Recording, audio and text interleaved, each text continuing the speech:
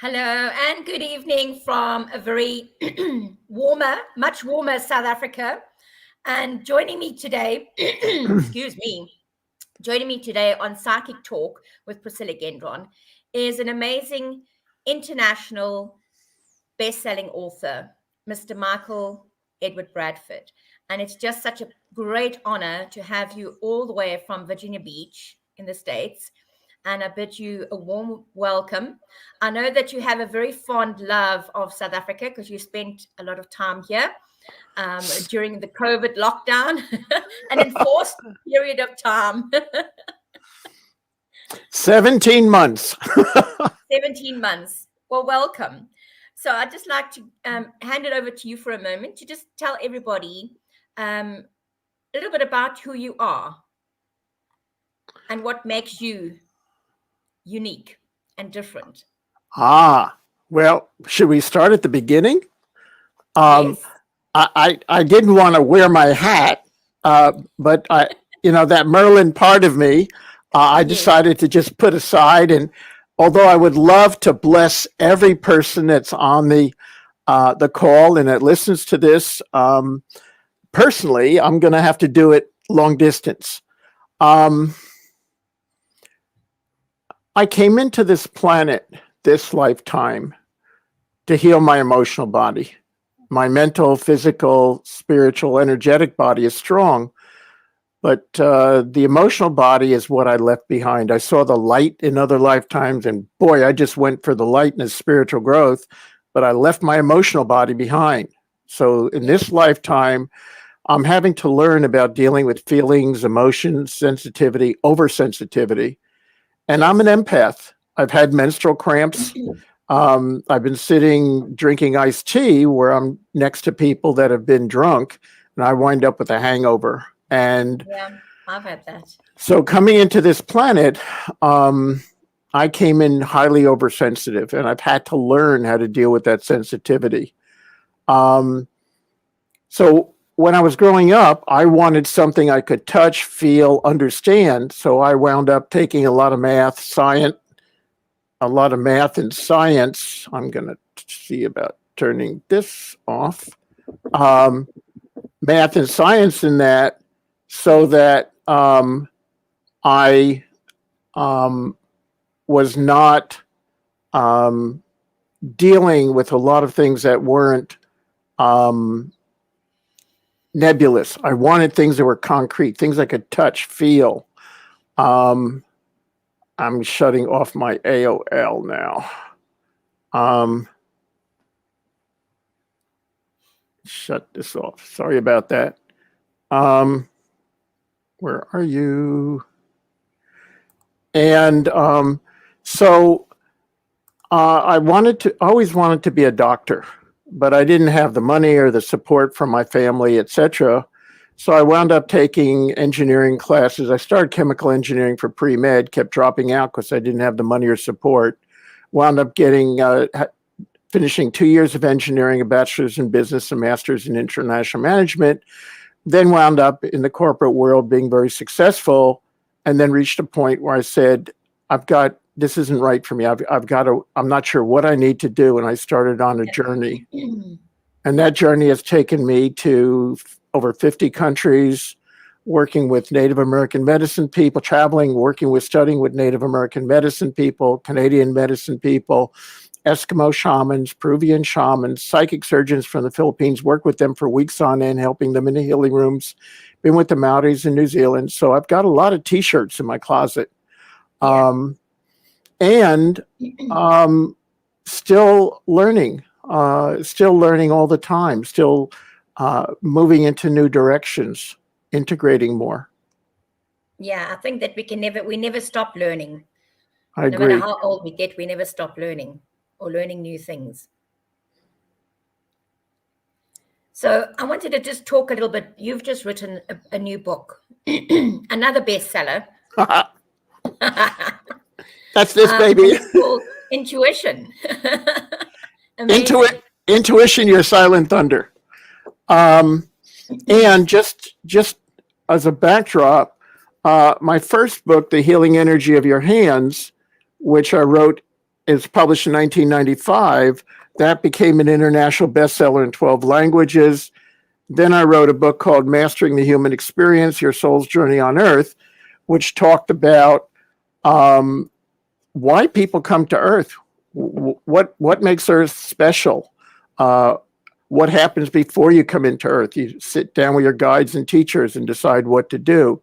What happens when the veil shuts, what happens in the womb, et cetera, et cetera. So that book has a lot of background information. The book on intuition primarily is about what is intuition? Where does it come from? Why do people fear it? Some people fear it and not trust it.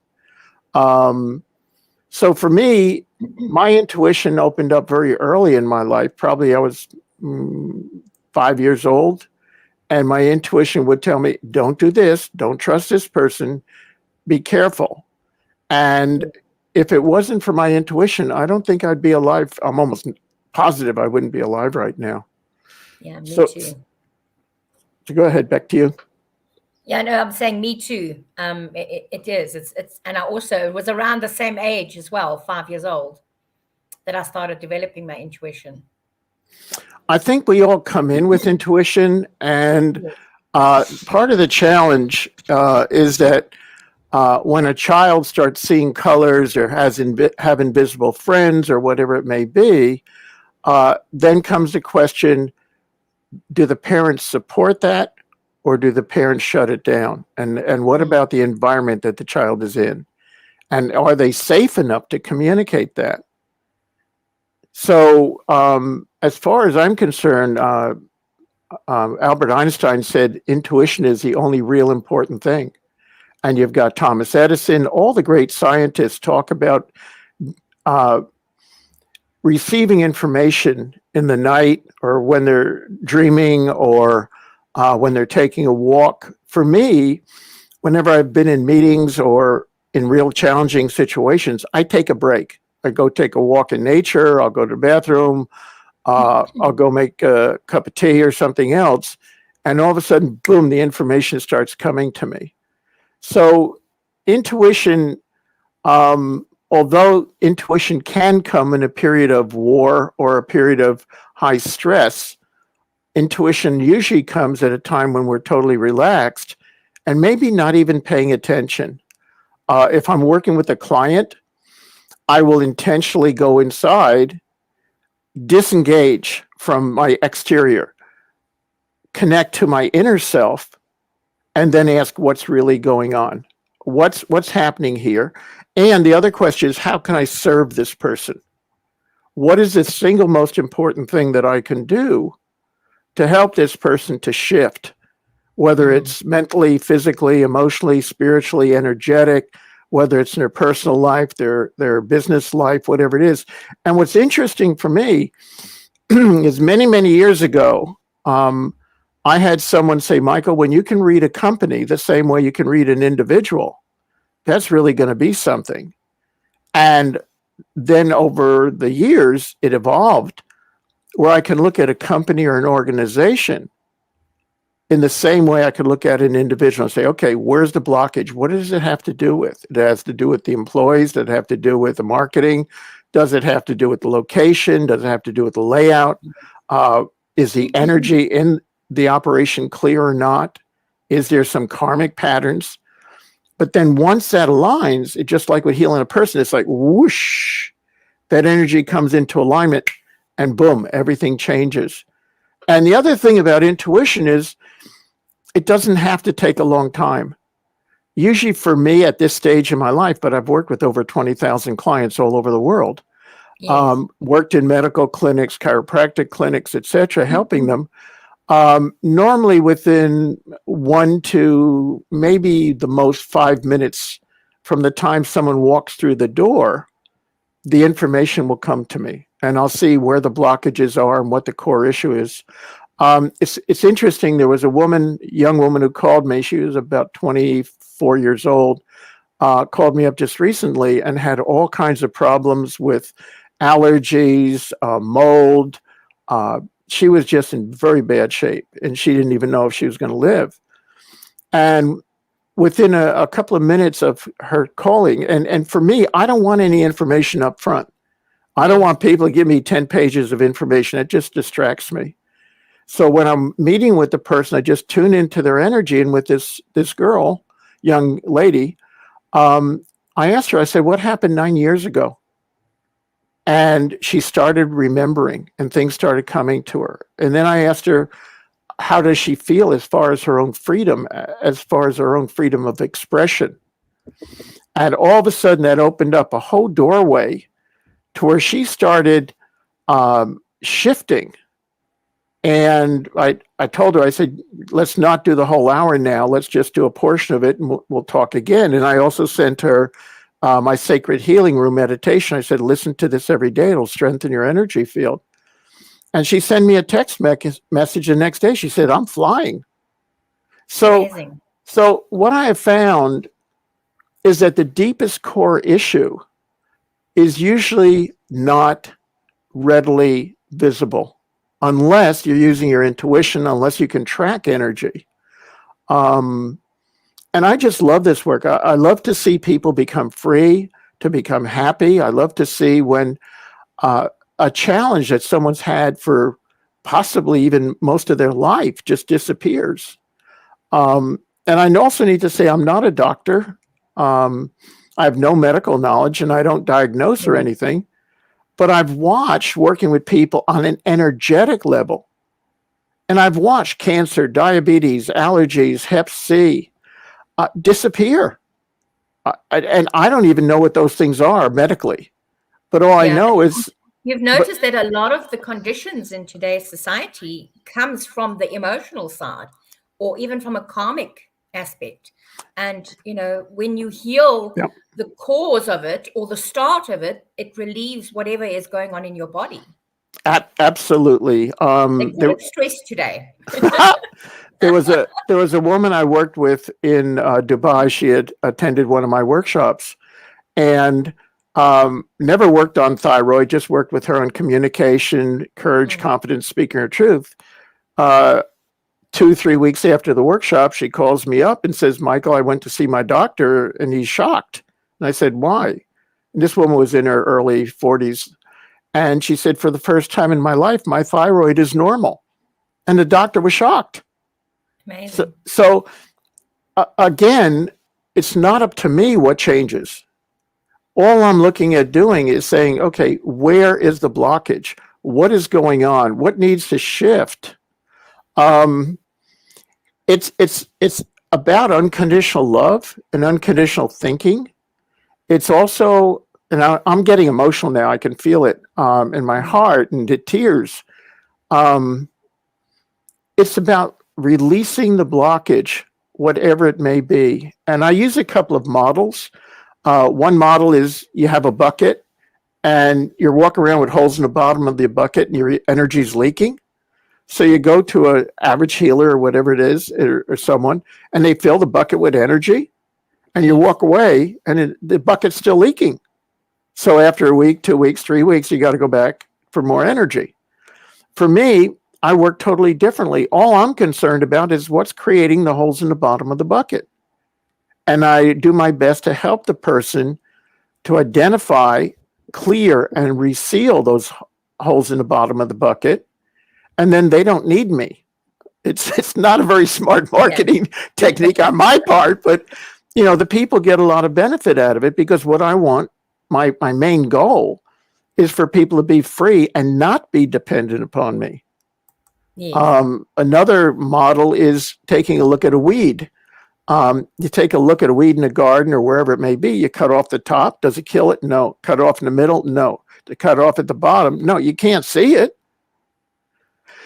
However, it can still grow. It will still grow back until you get the taproot. And the taproot, the deepest root cause, is always an unresolved shock, trauma, loss, karmic lesson, or whatever it may be. And I don't consider myself that smart. Yeah, I've got a lot of degrees in that, but that didn't help me at all with what I'm doing. Only my intuition, the guides, the teachers, the intuitive knowledge has given me and allowed me the privilege of helping people and seeing what it is that where the pain point is, where they're stuck, where they're blocked. And intuition is used in many different ways as well. I mean, Absolutely. it's used not just within ourselves. We call it our gut feeling. Yeah. But, even you were saying within your book, you were saying even like the United States and the Russian military are experimenting using intuition and remote viewing. Yeah. I was raised on books like Tuesday Lamsa Rampa, The Third Eye, Life and Teachers of the Masters of the Far East, the Psychic Discoveries Behind the Iron Curtain. And America was using the Stargate program to do remote viewing. So the military, the government, and medical research, some medical research, are all using this. Now, how much they share with the public and how much they validate and justify it is a whole nother thing. So talking about our intuition, how does our intuition come to us? Number one, visual. We can see things. I've seen things in the past where other people couldn't see it. When I was working with clients, sometimes I'd see a puff of smoke come off the side of their head or their body. Other times I would see, like, you know how you light a match, you just strike the old type wood matches where you'd strike it and you see this flaring up on the outside of the auric field, the energy field around the body. I would see that. And a couple of times I thought I was going crazy, and I was lucky. I was with a couple of other people who are very intuitive and psychic. And I said, am I crazy or did you just see something? They say, oh, no, Michael, we saw it too. That was the karma burning away. Yes. Well, again, having people where you can share with and learn. So number one is a visual cue, a visual thing. I hear energy. I can hear when the energy in the room shifts. I was very surprised because I'm visual kinesthetic. So I'm more visual and my feelings. So when I started hearing energy, it was like, oh, that's interesting. And for me, it's just spirit or my higher self saying, pay attention. There's something here. So you've got visual, you got auditory, you got kinesthetic. You know, sometimes, or when we just started this talk, this interview podcast, I could feel my body in my back and my arms. I could feel the energy starting to move, and I was like, "Whoop, we're gonna ride." Yeah, on my forehead, and it's like a little tingling sensation, and then I know, oh, okay, the guys are working now. So for me, a lot of times I will feel tingling, heat, cold. Then other people will smell or taste. And that's pretty rare. That's pretty low on the scale of what most people can do. Usually it's visual, auditory, or kinesthetic. But then there's another one, which is another area where I'm very strong in, is knowing. I don't know how I know, but it just comes to me and go, boop. I know where that's coming from. I know what the person needs. And it's not Michael ego knowing. Yeah. It is a higher portion of myself that is bringing forth that information. And here again, we as humans can walk in with the intention of saying, I'm going to control, I'm going to dominate, I want it my way. Or the other one that says, I'm here to serve. What can I do? What is the single most important thing that I can do that'll help you to become free, that'll help you to become the best person you can be? How do you take away all that isn't you? I loved it when I heard sculptors talk.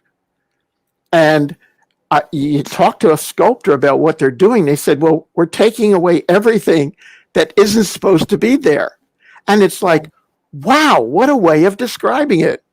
So for me, my desire and intention is to serve, is to help the people, the organizations, mentally, physically, emotionally, spiritually, energetically, financially, every way to clear that energy. Back to you. Yes, you say that everyone is intuitive or has some form of intuition. So I know that your book is, that motivated you to do this book is because you wanted to, you know, get your message across to millions of people around the world about intuition and also about healing. So what would you say motivated you with this book within in the realm of intuition? Well, That's a big loaded question. well, let's put it this way. Some people write books, and other people, the books write them. So, That's it. uh, so I was a saying lo- it tongue in cheek. yeah, a lot of times when I sit down, I have a very dear friend of mine who asked me, "Well, where did you get all this research from?" And I said, "What research?" I said, "I all I had was on the job training." and and, and so here's what I know. Um, I think most of the people on the earth can ride a bicycle. But in order to get to learn how to ride a bicycle, you can do it just visualizing and visualizing and visualizing. But the best way to do it is get on the bloody bicycle. Yes. And I need to go back because in all of my books, even with the one where I started doing healing with my hands, I don't work with my hands anymore. I don't need to. I just work mentally and energetically. But when I wrote my first book, I talk about how scared I was, how insecure I was, how I doubted myself, how I doubted the information. I was afraid of hurting people. Well, after you work with the first couple of hundred, and then you work with first 1,000, and then 5,000, 10,000, 20. After a point, you say, I've got to trust this thing. I just surrender. I trust it. I'm going to go with the flow. But it takes time. It takes practice. It takes sharing. And the most important thing is understanding that pretty much everybody has it, and it's just to a degree. Now, am I a great gourmet cook? No, that hasn't been an area of my focus. I'm a great gourmet eater, Yes, me too. but I'm not a great gourmet cook because that hasn't been my focus. My service to this planet was to come in as a healer, and I could feel the emotions coming up in me as I say this. My job is to help people to heal.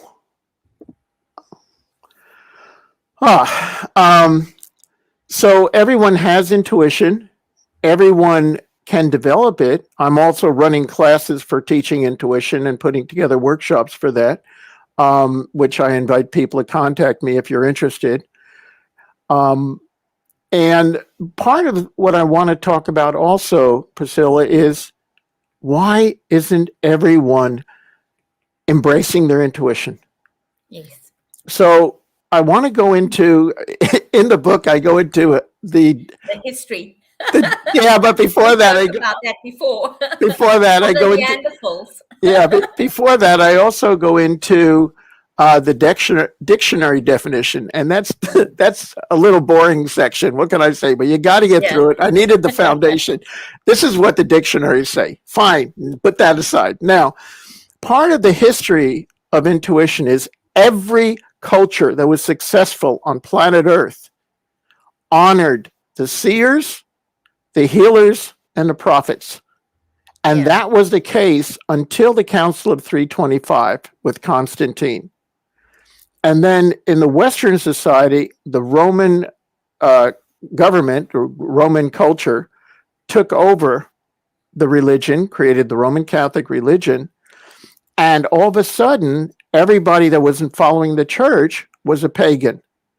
And then they started destroying Delphi. They started and I've been to most of these places. I've been to Delphi. I've been to the different places in Greece. I've been to the different places in Israel, in Egypt, where the ancient temples, and in England, Scotland, Wales, where they destroyed the ancient temples. They looked down on it and said, this is all pagan. This is anti-church. Destroy it. And then what happened with the Black Plague came in, and they needed someone to blame. So again, they went after the seers, the healers, the prophets, anyone that wasn't connected and controlled by the church. And they were burned at the stake or beheaded. And yeah. So Galileo was under house arrest, even though he was so brilliant. Bruno would not kowtow to the church, so they burnt him at the stake. And I heard it's not included in the book directly, but I heard it explained perfectly just recently. What happened with the Renaissance in science is that there was a separation that said, okay, scientists, this is the church talking. Okay, scientists, as long as you're dealing with physical matter, that's fine. As long as you're dealing in the physical, that's okay. We'll let you do that. But whenever you're dealing with spiritual or energetic, that belongs, or even love, that belongs to the church. When I was in Greece back in 1995, the meditation centers and in places like that were firebombed. And there was a big to-do between the church and the spiritual people. And the church actually got on TV and said, we are the only ones that have the right to teach love. So even today, there's this separation. yes. And unfortunately, I believe, and I hopefully most other people, that intuition is a good thing. It's not evil. It's not dark. Yeah. It's not anything bad. Very true. When after I vision quest with the Native Americans back in 1983, I went to Bear Butte. I went on a walkabout, and I came up to Bear Butte in the Dakotas. And as I was went to climb up, some friends of mine said, Michael, ask if Crazy Horse Monument is good or bad. And I went, okay. And I'm carrying my Native American Indian pipe that I had, my personal pipe. And I'm walking up this sacred hill, the sacred butte. And I heard very clearly, nothing is good or bad. A gun is not good or bad. A knife is not good or bad. Nothing is good or bad. It's the way you use it. It's your intention. Mm.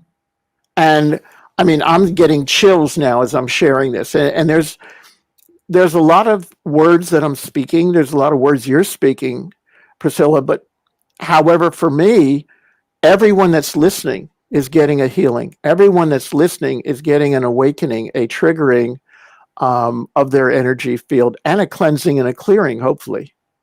And providing they're open to it. Understanding as well, a deeper understanding of Absolutely. their own intuition and the journey that they're taking for themselves.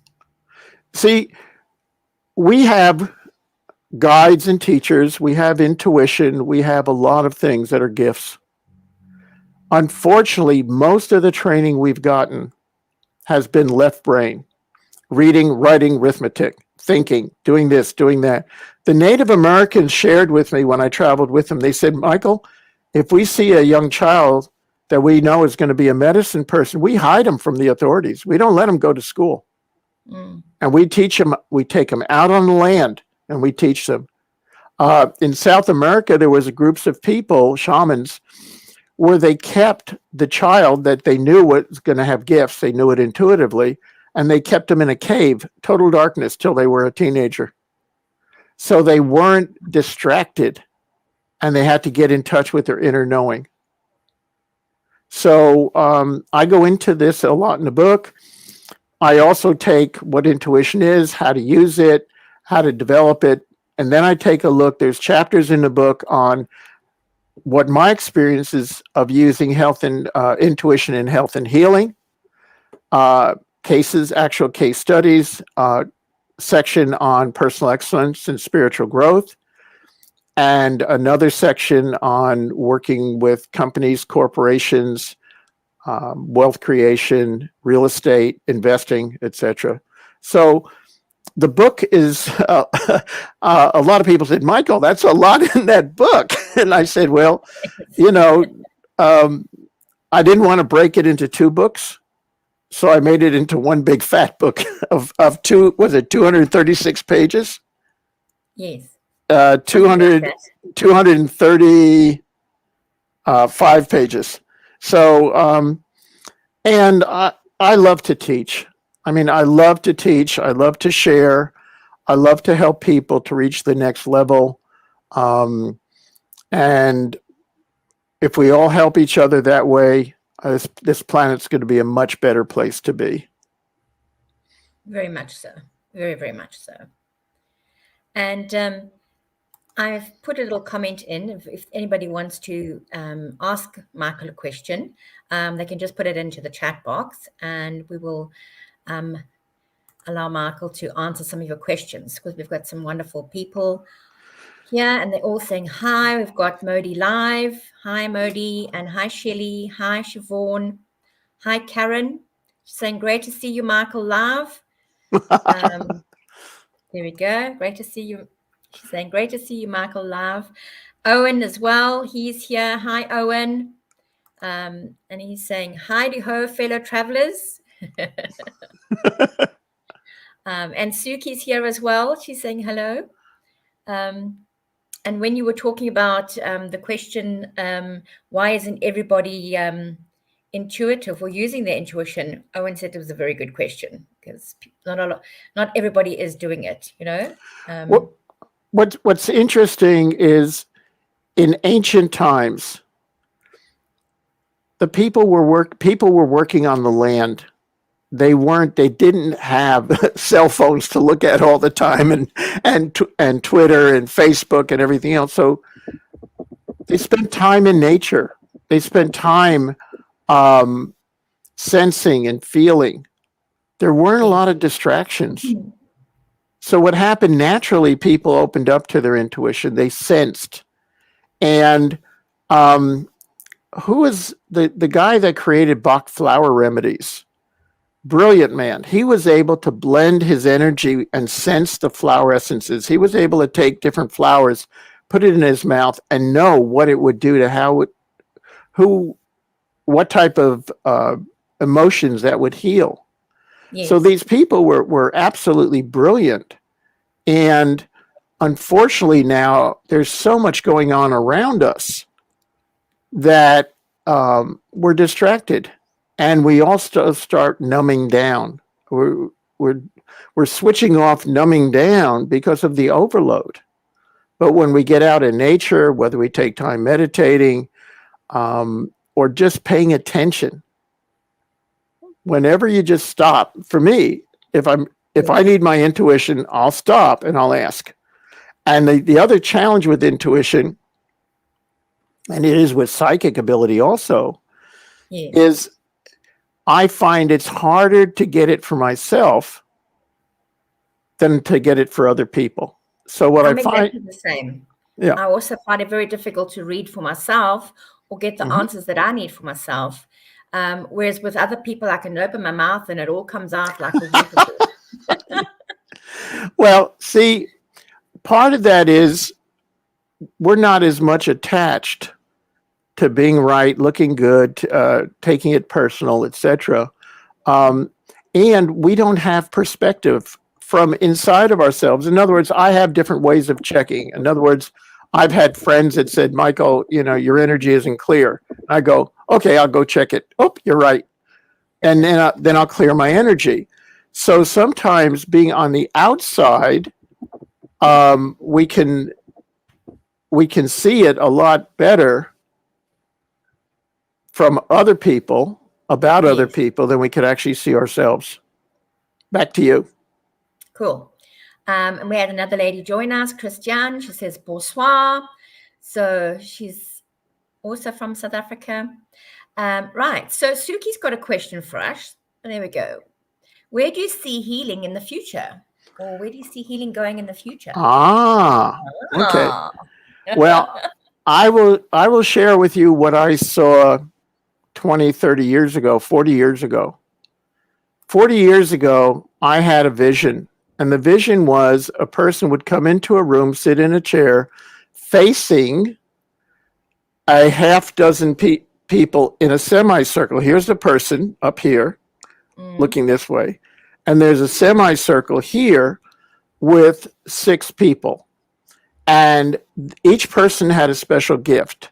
One was a medical intuitive.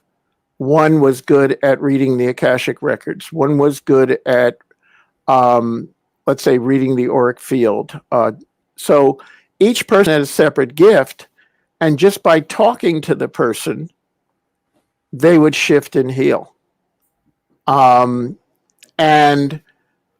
although I highly support, and I've worked in medical clinics and chiropractic clinics and other holistic clinics, I believe that the future is about giving the person the information and help them to make adjustments. So in other words, let's say if we had an early childhood trauma and that totally shifted our life into another direction, healing that will take it right back. One of the other books I'm thinking about writing is about entity attachments.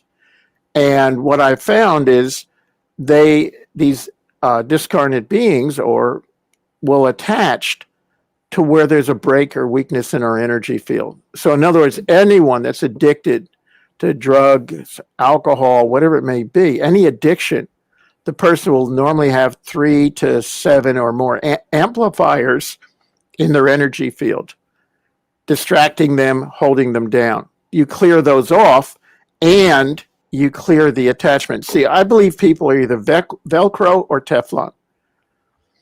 If you have unresolved issues, mental, physical, emotional, spiritual, energetic, whatever level it is, this life, past life, doesn't matter. It's all the same. If you have unresolved if the person has unresolved issues, they're Velcro. Things will attach to them. Once you clear the issues, the person becomes Teflon. Nothing's going to stick to them. They're going to walk through horrendous situations and they're going to be clear. Go on. I was going to go in another direction, but there's questions coming up. And Suki's back on the questions again. She says, which light beings are working with us at present? Well, the good news is there's a bunch of light beings working with us. The bad news is there's a bunch of beings that aren't light, that are wanting to control and affect us. Now, we can talk about in the United States about what's going on, Democrat, Republican, get a vaccine, don't get a vaccine. You could talk about what's going on in South Africa. You could take a look at any country in the world right now. The polarization is humongous. And we can go out and yell and kick and scream. We can go out and do whatever we do. But for me, and I'm going to demonstrate, is just come back to a centered point within ourselves, hold the truth that we will reach our highest potential and focus on that. And in that way, it'll pull the energy into alignment. If we go into fear, we go into insecurity, we go into blame, we allow that to happen, then we are not helping the situation. One of the things I want to share, this is about intuition, but it's about a bigger thing. Many years ago, I learned a very important lesson. There was a time when I really felt down. I felt absolutely squashed. And luckily, I had enough common sense to call 3 or 4 of my friends that were also psychic, intuitive, and spiritual. And I said, hey, what's going on with you? And we started comparing notes. And what we learned is if we were all feeling bad, then it was planetary. It was a bigger situation. If only one of us was feeling bad, it was a personal issue. Then we had to look at what was being triggered, what got triggered in us, and what was coming up for healing. And if it was split half and half or whatever it may be, then it could have been both. And we took a look at what was going on. We went deeper. So whenever we're going through a lot of emotional situations, a lot of health situations, it's important to work with someone like myself or Priscilla or another person that's really good and say, okay, help me to unwind, unravel, pinpoint what's really going on for me. And then once we pinpoint it, then all of a sudden it's like sticking a pin in a balloon and goes pop. And many times the issue will just resolve. The other thing I want to say is when I came back from South Africa, I went through the dark night of the soul. And then I went through the dark night of the dark night of the dark night of the soul. I Now, remember. and here's the point. It's not a time to fight it.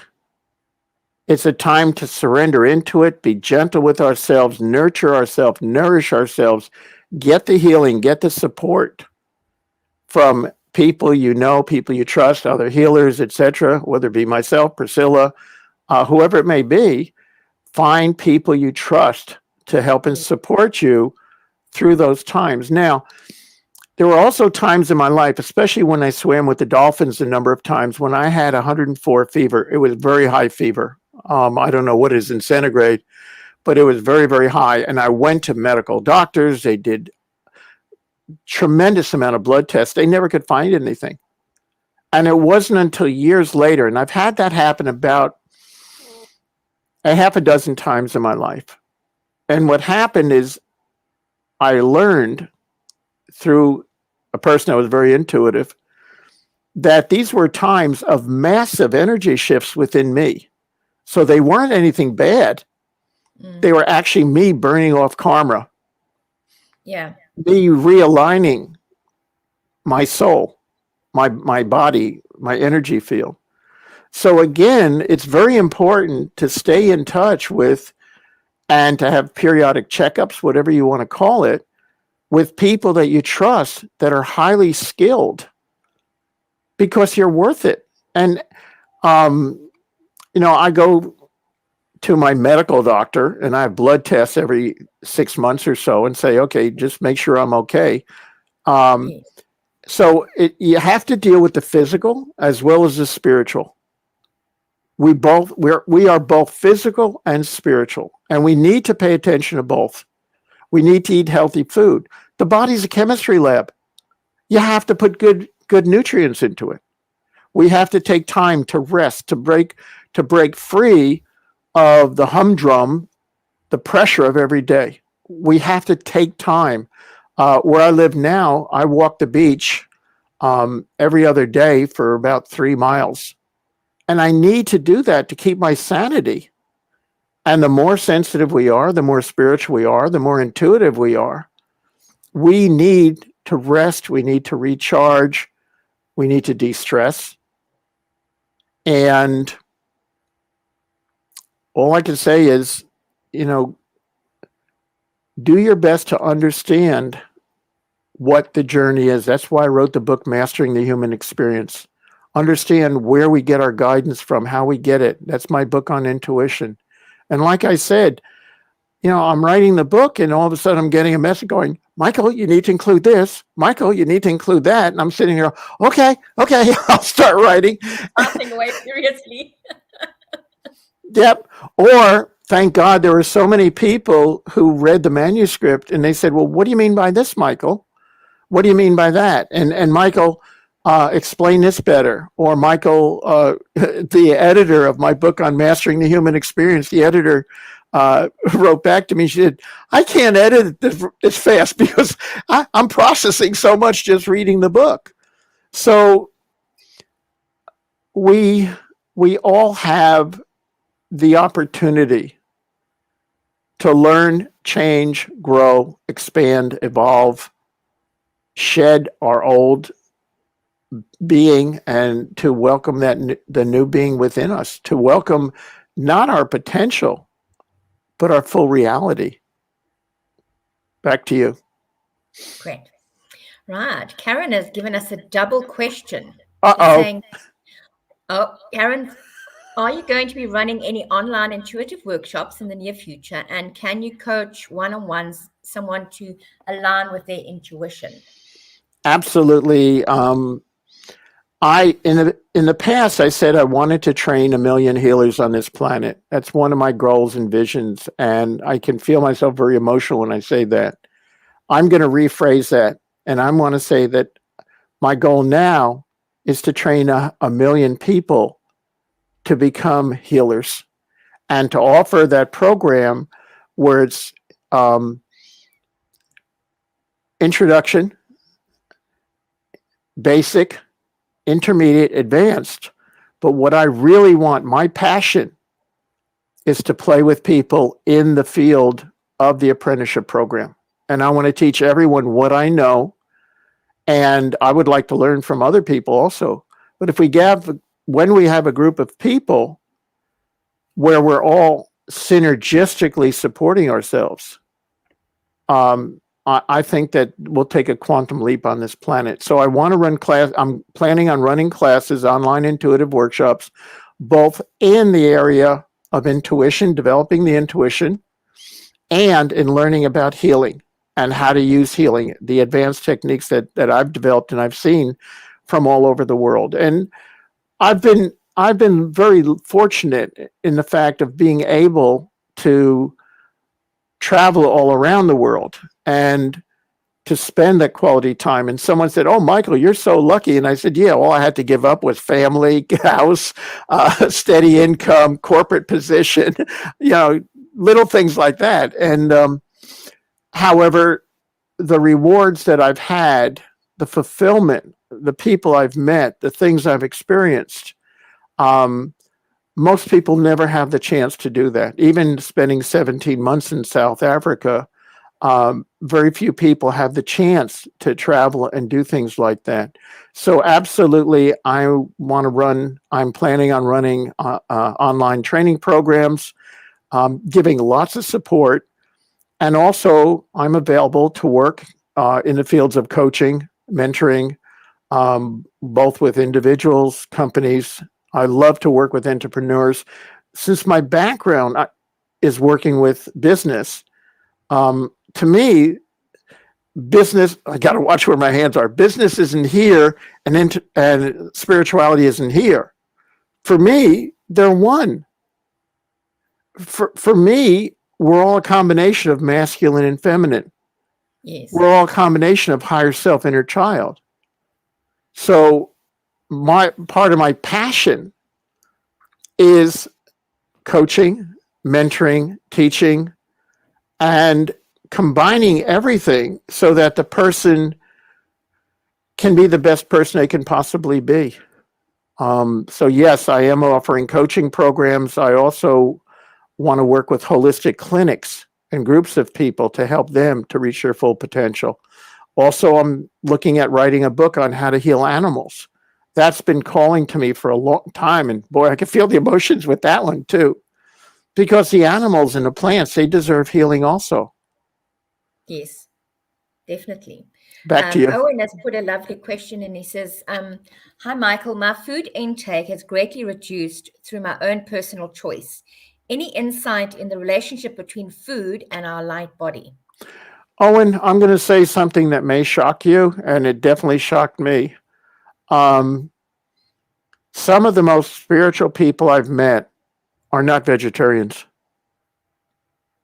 However, they honor the food, they bless it, they relate to it in a way that's respectful. I've also met people that are staunch vegetarians that are very sick. And what blew my mind is when in a workshop, I use a dowsing rod to check people's energy field and how strong it is. And there were a bunch of people that were vegetarians where I had them come up in front of the room and I measured their auric field and I said, alcohol, and their energy crashed. I mentioned recreational drugs, their energy crashed. I expected that. But what blew my mind is when I mentioned organic vegetables and it crashed their energy field. Wow. So what I learned out of that is if we don't love, honor, respect, and support ourselves, we don't have self-love and self-respect, the food will not nurture or nourish you. It actually no matter what it is, it won't nurture you. I mean, it will to a certain extent, but you're fighting it. The person is fighting it. And that blew my mind. That there are certain things that I've seen that were so shocking to me. And it made sense afterwards. But in the process of learning these things, I had to go through huge shifts. My background is math, science, and engineering. When I started seeing spaceships, when I started seeing spirits, when I started seeing energy, when I started seeing auric fields, I sat there and went, tilt. And I had to reach a point that just says, you know, I hear what they say about science, but there's a bigger science, because you've got the visual spectrum, red, orange, yellow, green, blue, indigo, violet, but you have ultraviolet, you have infrared, and it keeps going infinitum out. There is no stopping it. Just because you don't see it doesn't mean it's not there. Yeah. So that's part of what I'm seeing. Owen, for you and for all of us, and thank you for asking the question, Owen. Owen, the more you love, honor, respect, and support yourself, the more you're comfortable with who you are, the more you make peace with yourself, your environment, your relations, your what you're doing on the earth plane.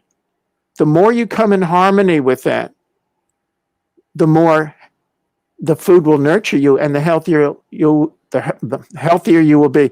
I'm sorry, I'm having trouble right now. The reason I'm having trouble is I'm getting downloads on what I should talk about at the same time I'm trying to speak. And for me to get a download and speak at the same time, it's like, wait a minute, guys, slow down.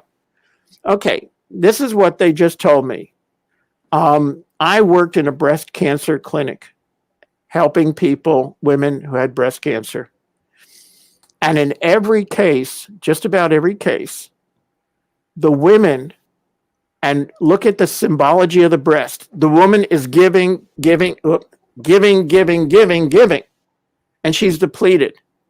So that's typically the core reason why they get breast cancer, is because they're giving too much. They're giving of themselves. They're giving of their energy. They're making other people more important than they are. There has to be a balance. There has to be respect for oneself. So we have to nurture and nourish ourselves. A lot of it goes back to mindset. What do we think? What do we believe? A lot of it goes back to our attitudes, our beliefs. So when looking at all this, plus energetically scanning a person, I could do this in a couple of minutes or a couple of seconds. How many major blockages does the person have? Where are those blockages? What are those blockages from? What is it causing in the person's life? Looking at that and then helping the person to become aware of it. Now, I do not send healing energy to anyone anymore. I don't believe in it. What I believe in is holding the energy, holding the intention that the person I'm talking to is God, spirit, invincible, amazing, wonderful. I hold that energy. I hold that intention. I hold that knowing. By the way, anyone that wants to, that's listening to this, send me an email and I will send you a gift of how to create miracle healings. When someone comes to me, I never use the C word. I never talked about cancer, diabetes, allergies. To me, they're not real. Well, they are real in the medical profession, but I can show you on a graph mathematically what I have found an allergy to be. I've never seen an allergy that doesn't fit into that category. Allergies are tied to an emotional trauma from this lifetime or a past lifetime. Owen, your comment just touched me. Bless you, Michael, for your guidance and passion to heal the world. Owen, your message just touched me, and God bless you. I would love to connect with you and talk more, Skype, Zoom, or whatever it may be. And if I can help you in any way, let me know. Well, there's so much, and excuse what I'm going to say. It is so simple. It is not complicated. We're not talking about rocket science. We're not talking about only something that Einstein can connect to. We're talking about something that I can teach a child. when I was writing my first book, this is going back when I didn't even know all this stuff. I was talking to a woman who was carrying her 2-year-old child in her arms. And all of a sudden, kids were watching me, and the kid went boom with his hands on me, and I was being burnt by the energy that was coming through. The child picked it up by just being around and just watching. And the child, I don't know, 2 years old, 1.5, he was a little one. So this is something natural that we know. This is something natural that we can teach. Back to you, Priscilla. I'm getting on a roll. You were talking about the energy of the child, and I remember, I know Shelly's on tonight. She'll remember this. We used to do healing sessions once a week, and my son was very little. He was like not even 2, and he would come into the room with his little plastic stool and stand by the person's leg, put his little stool down, climb on, and put his hands on the person's knee. And they would invariably say, "Oh my goodness, I had this lightning rod just shoot up my body." Mm-hmm. Absolutely. And then he would do it for like 30 seconds, and then he'd get off, take his chair, and off he'd go. And it was just, he was not even 2 years old when he did that. Absolutely. You're bringing back a memory. My cat wants to be recognized. Back in the 1970s, I had a cat named Mickey, a black Siamese. And whenever someone came over to the house to have a session, the cat would just run over, jump into the person's lap, and go to sleep. And I always knew when the session was over, because Mickey, the cat, would just get up, stretch, totally ignore the person, get up, and just walk out of the room. I knew when the session was over. Yes. And that cat was doing the healing. So again, animals, children, this is a natural ability we all have. There's so much information is coming to me right now to share, but we don't have the time to share it all. And I would love, to do another session or whatever it may be. Well, we definitely will do another session, part 2. Again, this is my book, Intuition, Your Silent Thunder, available on Amazon. I would highly recommend also, if you have the funds, to get the Mastering the Human Experience, because they're interlocking as far as information. And I'm also being guided to write a book on advanced intuition and also about entity attachments and how to release them and what they do and how they affect us, etc. Priscilla, what else would you like to talk about? Well, we've got some more messages here. Right. David says, can you say anything about the conscious shift that you feel and see that humanity gets to move into our new world with more grace? Yeah, David, I'll only say one thing: fasten your seatbelt. Fasten your seatbelt, and regardless of the lightning bolts, the hurricanes, the winds, the rain, no matter what happens, hold that center, hold that knowing. I'm not getting the vaccine. I'm taking a lot of high potency vitamins, minerals, etc. And boy, do I have people coming at me saying how horrible I am and how I'm threatening the planet and everything else. Well, I don't go out that much except to get food. I wear my mask when I do go out, and I'm staying away from people. I'm going to be in nature, but I stay away from people. The consciousness is definitely real. I'm going to be vulnerable now. This morning, I woke up with a lot of body tension, fear, sadness, grief. And it's like, okay, what's all this about? And I haven't been able to pinpoint it yet. However, rather than resisting it, I'm embracing it. Rather than fighting it, I'm welcoming it as my friend.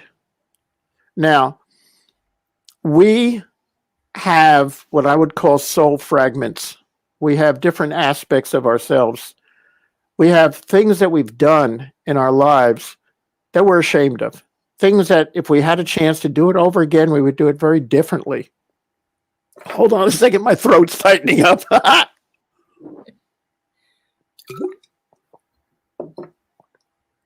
We cannot go back and change the past.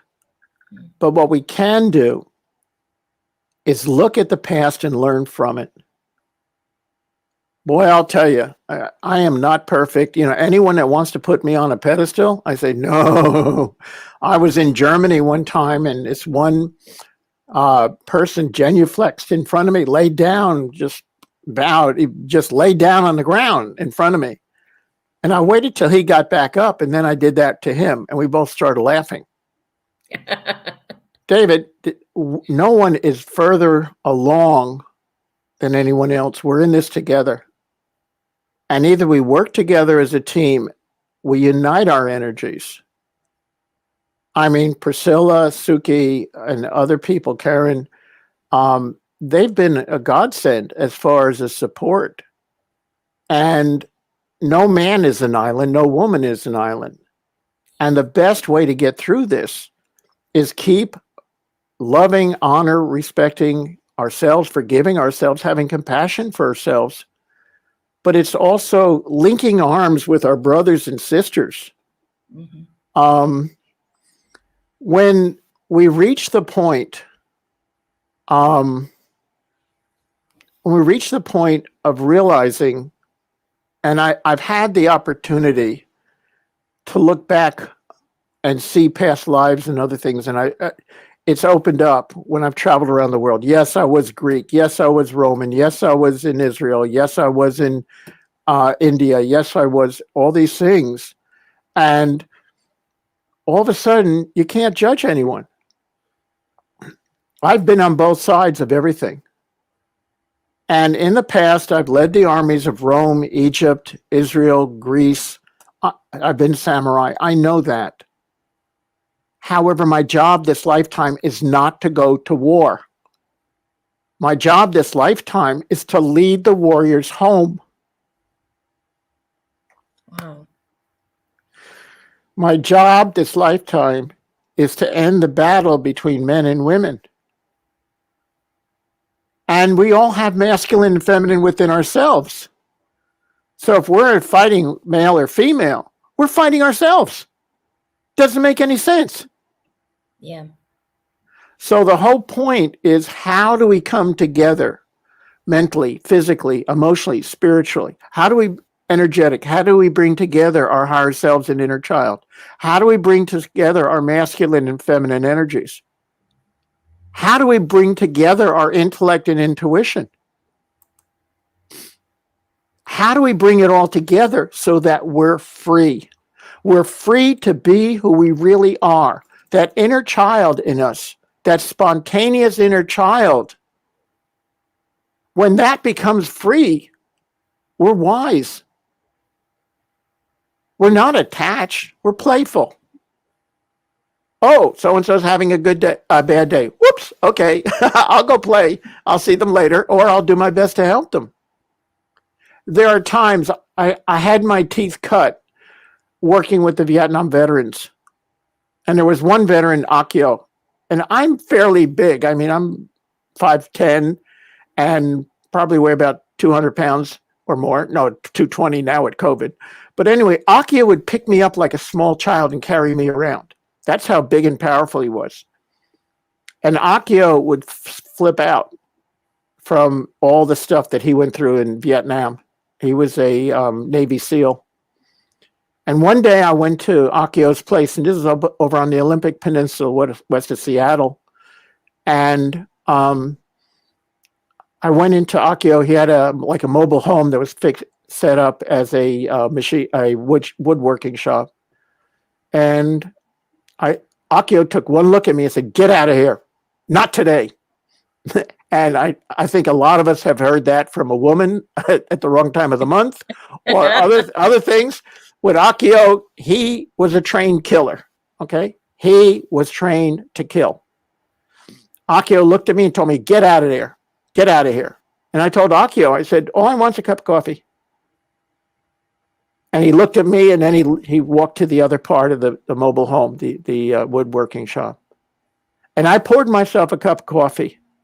And I sat there for almost 6 hours, never saying a word, Wow. but just being present for him as he started talking about what he went through.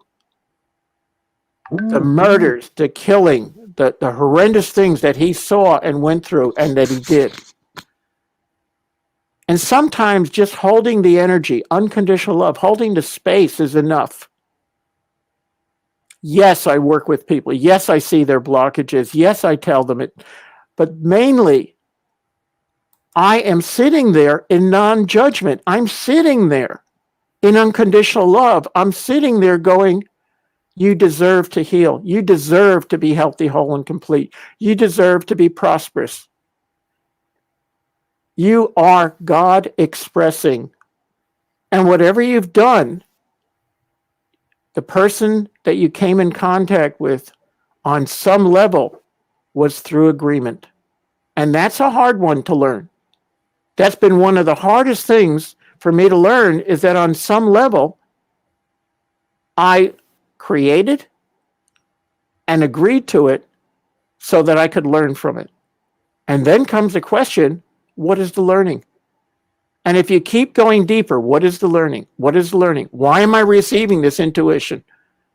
Why is this intuition coming to me? I went through a period of time that freaked me out when I started working with my intuition. This is going back, 40 years ago, maybe even longer. And I started seeing when people were going to die and how they were going to die. And it freaked me out. And I said, God, Spirit, I don't want to know this stuff. But I just sat with it. It kept coming to me. And as I learned to just accept it, not to verbalize it, but to accept it, then it went away. And then the next level opened up for me. And then the next level opened up for me. And the next level. Just like we go through school, we have different grades. That's also how it works with intuition and spirituality. So what happens is the more that we're willing to participate in the lesson, the more we're willing to fully embrace the lesson, not run away from it, but embrace it and say, okay, what's the lesson here? Let me learn the lesson this lifetime so I don't have to come back another lifetime and deal with it. Okay? So as we learn our lessons, and the image that's getting to me, I don't know if you ever saw the movie Highlander, where every test he has, all of a sudden this lightning bolt comes and he gets stronger. And another lightning creates the next test, the next lesson. Lightning bolt hits him. So he gets more energy, more information, more connection with spirit, more connection with his intuition. Well, this is true. By the way, I've also seen where I was part of the mystery schools in ancient Egypt and other places.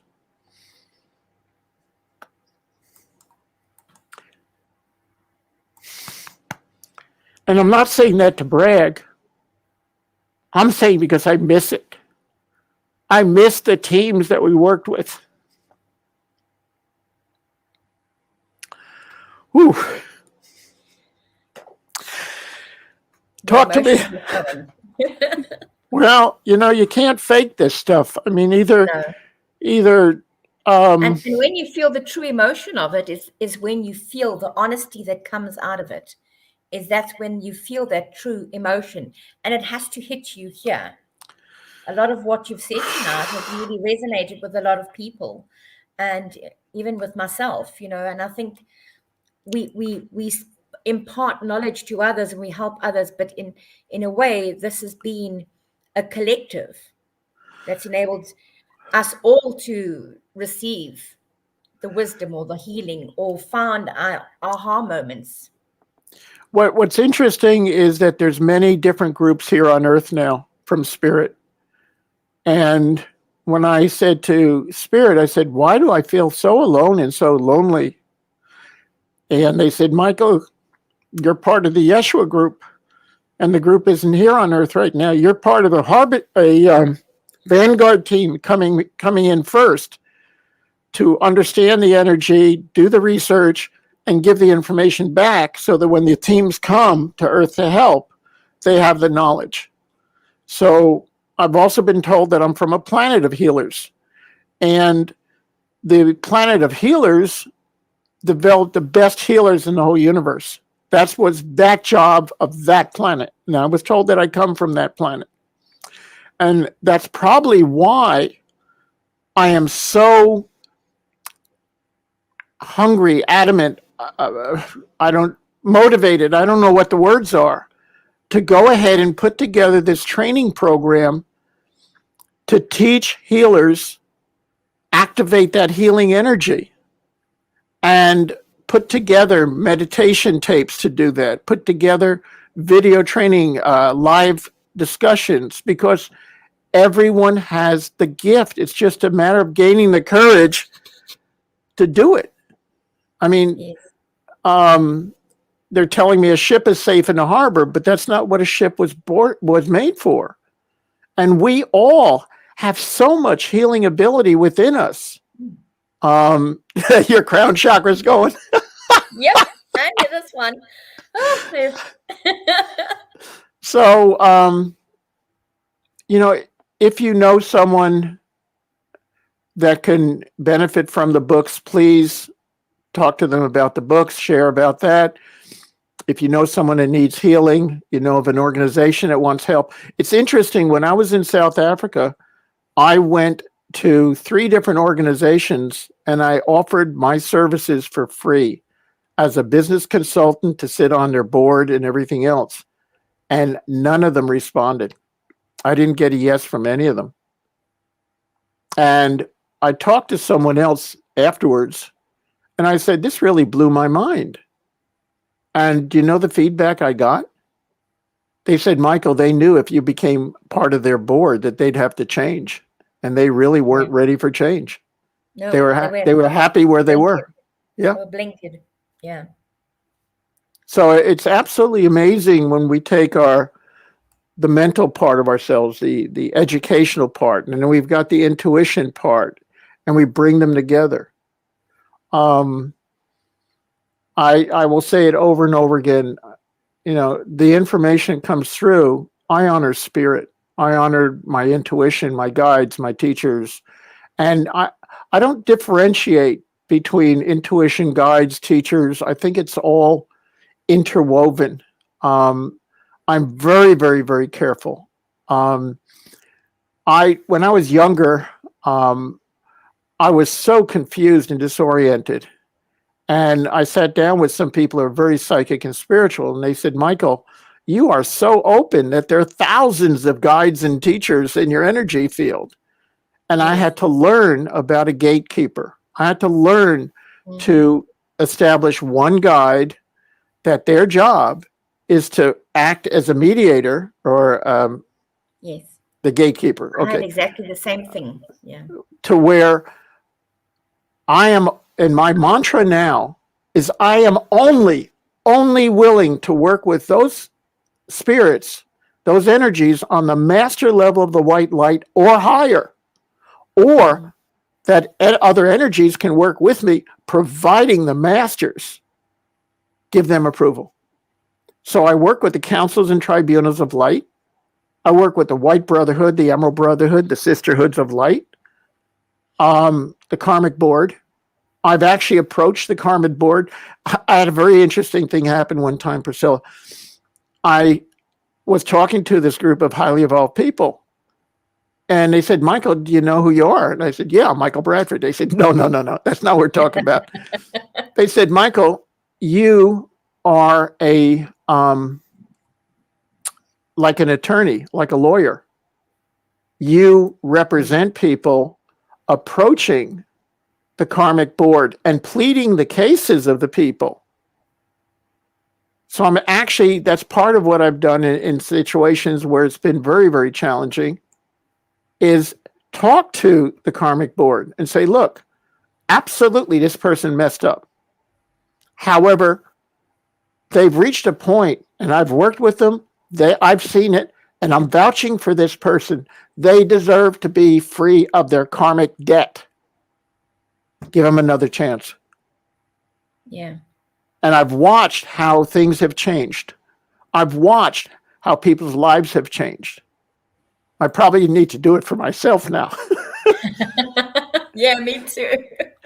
But, Because we both spend so much time helping other people that we forget to stop and help ourselves. absolutely. Absolutely. Whew. And I know, Michael, on that note, we could still go on for another An hour. hour and 15 minutes. Yikes. Time flies when you're having fun, huh? I'll tell you what, Michael, it's been an absolute honor and privilege to have you share and hold this space with me. And if people would like to get hold of Michael, I've put the contact details, the email address, and the WhatsApp number in the chat box as well as on the screen. And I want to just thank everybody for joining us and for holding the space. Thank you to everyone. And please, if I can help you in any way, please give me a call. If I can't help you and I can direct you somewhere else, I will. And all I can say is God bless you. And please be kind and gentle and compassionate with yourself. And Priscilla, you're a real sweetheart. You've got so many talents, abilities. You're so good with what you do and who you are. And you've been a tremendous support, not only to me, but to many, many, many other people on the planet. And I honor you, support you, and salute you. Thank you. Blessings. Thank you, everybody, for joining us tonight. And I look forward to being back again next Saturday at the Wellness Lifestyle Conference, 2 p.m. South African Standard Time. And I'll be joined by the international medium, Leo Bonomo, who Michael knows very well and has done work with. Leo's a good guy. Join me next Saturday at 2 p.m. South African Standard Central Time.